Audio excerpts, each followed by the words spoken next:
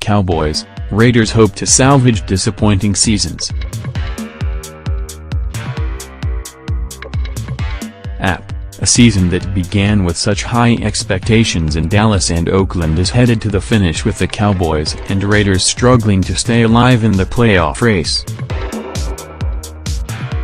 Whether it's Ezekiel Elliott's suspension that helped derail Dallas, 7-6, or the poor defense and offensive regression that doomed Oakland, 6-7, these expected contenders have looked nothing like it heading into Sunday night's meeting.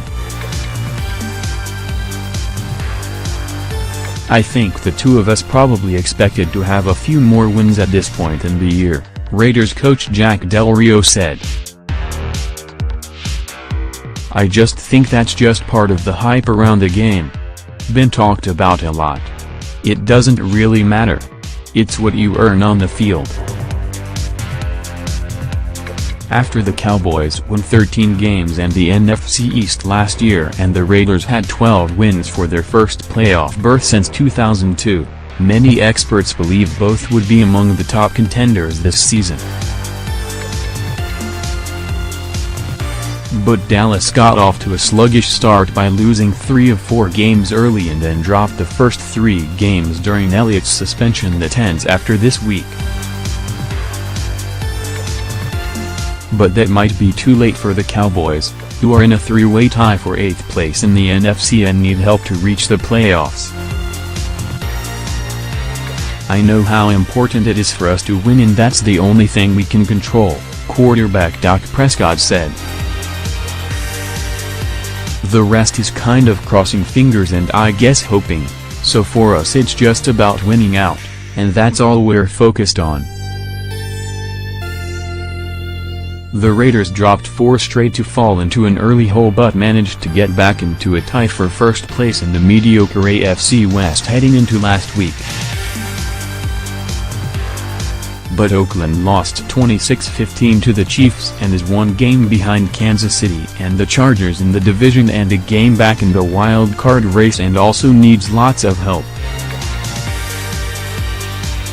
If we don't beat Dallas, there's no playoff scenario, left tackle Donald Penn said. All I can focus on is our next game because this has been a frustrating season. Here are some other things to watch. Going deep, Oakland's Derek Carr ranks 32nd out of 35 qualifying quarterbacks this season when it comes to throwing deep. Carr has completed just 13 of 50 passes that traveled more than 20 yards downfield with 3 TDs, 6 INTs and a 48.5 rating. That's a big drop-off from a year ago when Carr had a 117.8 rating, completing 25 of 52 deep throws with 7 TDs and 2 INTs. I think I completed more deep balls last year, throwing the times I shouldn't have thrown it, Carr said. Throwing it up, and we all high-five and clap about those things. Again, when you lose, people just have a different way of spinning things. Essentially, Dallas linebacker Sean Lee returned from a 3-game absence because of a hamstring injury with his 5th career 20-tackle game against the Giants. The 2016 All-Pro finished with 20, including 15 solos, and recorded his first interception since 2015, his longest drought when healthy. Despite missing 5 games overall with hamstring issues, Lee is tied for the team lead with 8 tackles for a loss after getting 1 against New York. The Cowboys are 1-5 in games Lee missed or didn't finish because of injury. Pressure point: the Raiders have done a much better job generating pressure the past 3 weeks since firing defensive coordinator Ken Norton Jr. Oakland has 12 sacks in 3 games under new play caller John Pagano, nearly equaling the total of 14 in the first 10 games. Bruce Irvin leads the way with 5 in that span, with Khalil Mack and Denico Autry adding 3 each. days drought, Cowboys receiver Dez Bryant has never played all 16 games without recording 100 yards receiving at least once. He's 3 games away from doing that. The 2014 All-Pro does have 6 touchdowns, including a 50-yard catch-and-run against the Giants.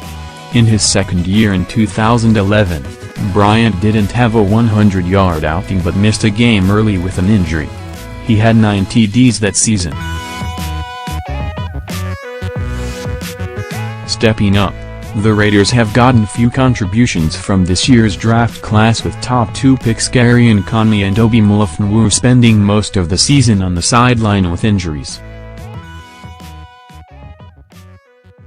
The biggest contributor among the rookies has been an unlikely one, an undrafted linebacker Nicholas Morrow, out of Division III Greenville College. Morrow has worked his way into the starting lineup and has been a key contributor on defense and a pleasant surprise for Oakland.